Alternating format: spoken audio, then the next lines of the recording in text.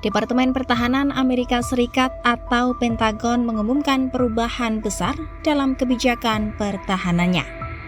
Melalui dokumen Strategi Pertahanan Nasional atau National Defense Strategy NDS 2026 yang dirilis pada Jumat 23 Januari 2026, Washington menyatakan akan memusatkan perhatian pada perlindungan tanah air dan pencegahan terhadap China.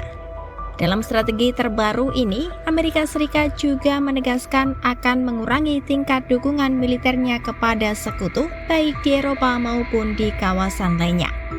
Pentagon mendorong negara-negara sekutu untuk memikul tanggung jawab yang lebih besar atas pertahanan masing-masing. Dalam dokumen disebutkan saat ini pasukan Amerika fokus pada pertahanan dalam negeri dan kawasan Indo-Pasifik. Karenanya, sekutu dan mitra di wilayah lain diharapkan mengambil peran utama untuk menjaga keamanan mereka sendiri. Amerika Serikat menekankan hanya memberikan dukungan terbatas.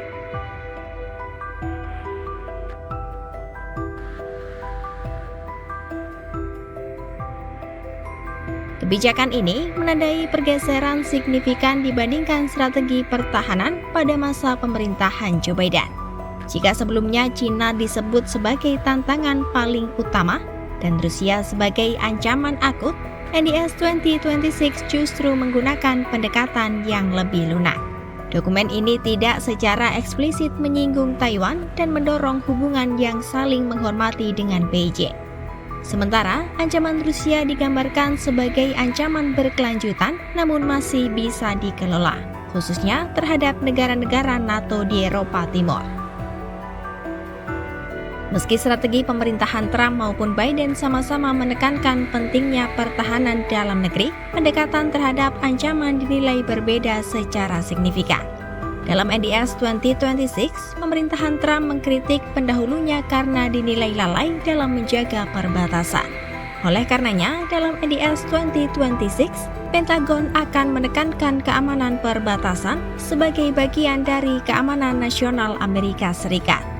Pentagon menyebut akan memprioritaskan penutupan perbatasan, penangkalan berbagai bentuk invasi, serta deportasi imigran ilegal.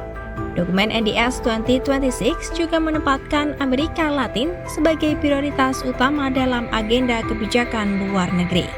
Pentagon menegaskan akan memulihkan dominasi militer Amerika di kawasan belahan barat sebagai bentuk perlindungan terhadap tanah air serta akses ke wilayah-wilayah penting. Pentagon menyebut pendekatan ini sebagai Trump corollary to the Monroe Doctrine, merujuk pada prinsip lama Amerika Serikat yang menolak campur tangan kekuatan asing di kawasan Amerika Latin. Perbedaan lain yang mencolok adalah absennya isu perubahan iklim dalam dokumen terbaru ini. Padahal di masa pemerintahan Joe Biden, isu perubahan iklim sebelumnya disebut sebagai ancaman.